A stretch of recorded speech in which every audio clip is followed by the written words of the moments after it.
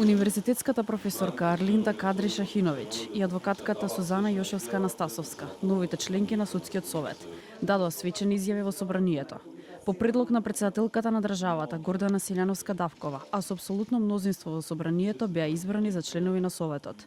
Според Јошевска-Настасовска треба да се почне со применување на новиот закон за судски совет и да се донесат подзаконските акти, кои се врзани за истиот и потоа да се добие добра основа за градење на силна институција.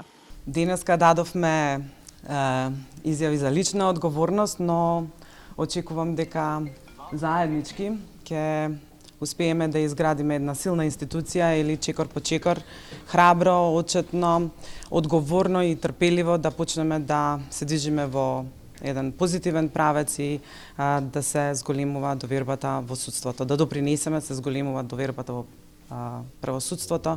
Време е за интегритет и време е за одговорност и храброст. Председателот на Судски совет Александар Камповски посочи дека новите членки ќе бидат додадена вредност на советот. Не се ни сомнева во изборот на председателката, имајќи предвид дека и таа нашата фела, таа е правник, таа е професор.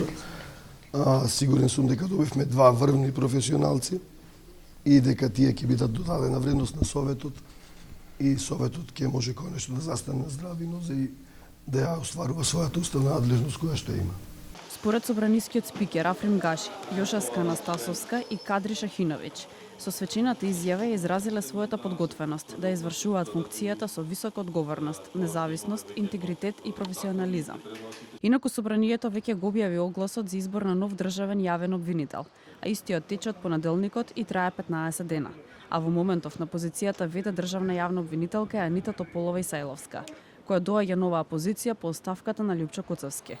Во тек е и трката за нов шеф на Основното јавно обвинителство Скопје. На огласот се пријавиле 5 мина, меѓу кои актуелниот обвинител Гаврил Бугарски.